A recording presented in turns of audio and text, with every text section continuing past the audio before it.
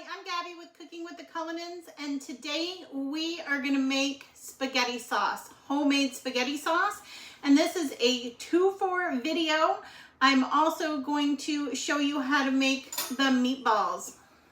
This is the spaghetti and meatballs. I hope you enjoy. You know how sometimes you just have to make some comfort food? Well, this is totally my comfort food. And you're really getting a 2-for today. So the ingredients that you're gonna need for the spaghetti sauce, you're gonna need a 28-ounce can of diced tomatoes. Now it could have garlic in it or something else. I've just got plain on hand, so that's what I'm gonna use. A 28-ounce can of crushed tomatoes, and I have fire roasted on hand, so that's what I'm gonna use. Again, you can use anything to your liking. You're going to need 2 12-ounce cans of tomato paste, some fresh parsley, some sugar, a little ground cloves, olive oil, and a ton of garlic. So I'm going to do a little cheat, and I'm going to use mine that's already minced. If you're going to use fresh garlic and you're going to cut it all up yourself, which more power to you, you're gonna need about 2 to 3 heads of garlic, okay? And then the 2-for part, the second part, is I'm also gonna make meatballs to go in this because that's also totally comfort food for me. So I've got almost 2 pounds worth of ground beef there, some Parmesan cheese, breadcrumbs. If you're feeling super fancy, you could make your own. I'm not. I'm gonna use some Italian seasoned breadcrumbs, and you're gonna need a couple of eggs to kind of mix that all together. All right, so let's get started. We're gonna start with the sauce. So you can see in this big pot, I have the minced garlic, lots of it, and the parsley, and about 1/3 cup of olive oil. And I'm just gonna mix this around and let the garlic kind of brown up a little bit. And the fresh parsley is also gonna cook and wilt up. My next step after this is to add in the tomato paste and water. And then next, after that, I will add in the crushed and the diced tomato.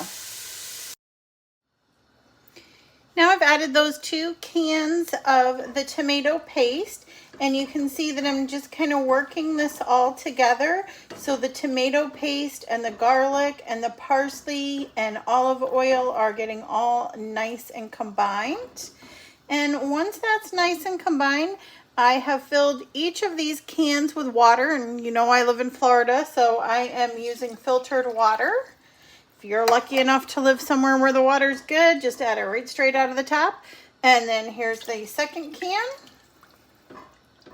Now I'm gonna let this just kind of cook on about medium high until this liquid really just becomes one consistency so that all of the tomato paste is incorporated.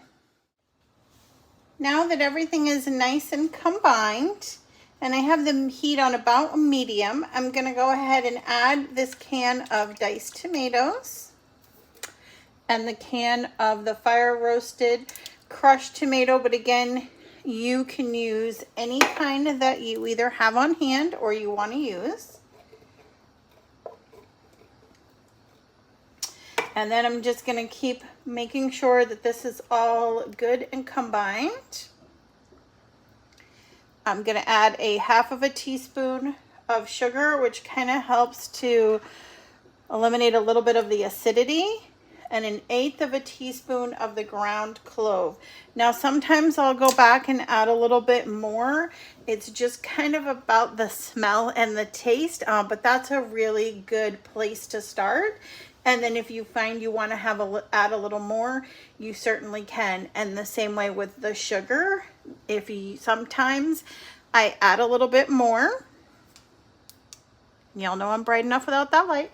Sometimes I add a little bit more, just according to the acidity, because you know that we're gonna have to taste this. So now that I have everything going, I'm gonna put the lid on it and I'm just gonna let it simmer, because the best way to make the best sauce is to be sure that it simmers on your oven or on your stove for a while. Like, I usually leave it there for at the minimum an hour if we're in a hurry for dinner, but the longer it's on there, the better the flavors I'll get.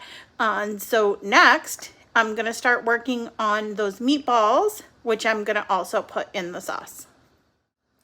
You can see that I've gone ahead and combined the ground beef along with about a cup of the breadcrumbs that were already seasoned, 2 eggs, and then about a half of a cup or so of Parmesan cheese. And you could certainly add more than that if you want to. So now I'm gonna shape them all into this shape for a meatball. And they're kind of big. So you can see I like them big. You could certainly make them smaller. Then I'm gonna put them in this fry pan. And all I'm gonna do here is just brown them on every side. They do not need to be cooked all the way inside, and honestly it's better if they're not. So I'm just gonna brown the outside of them by rolling them all around the pan, and then when I'm done, I'm gonna put them in my sauce that is already simmering on the stove. You can see that the meatballs are browned on each side, but you can see that they're not done inside. I'm gonna go ahead and put these that are looking that good, and they look delicious, right into this sauce that is now simmering. And then I'm going to turn up the sauce a little bit for the next 20 minutes. That's about how long it will take for the meatballs to get cooked all the way through. Then I'm going to turn that sauce down just on low and let it simmer for a couple of hours. I'll see you in a couple hours. So it's now been about 2 hours since I got this amazing sauce going, and I wish you could smell it. It smells so good. You can smell the tomato, the garlic. Oh, it's just, the smell is amazing. So there are meatballs in here. It's just gonna be so delicious. I hope that you enjoy the recipe. You know, you can always tweak it and make it your own. I will drop the recipe in the first comment. I'll put some pro tips in there of ways that you can alter this recipe for yourself and things I've done to it in the past. I hope that you enjoy.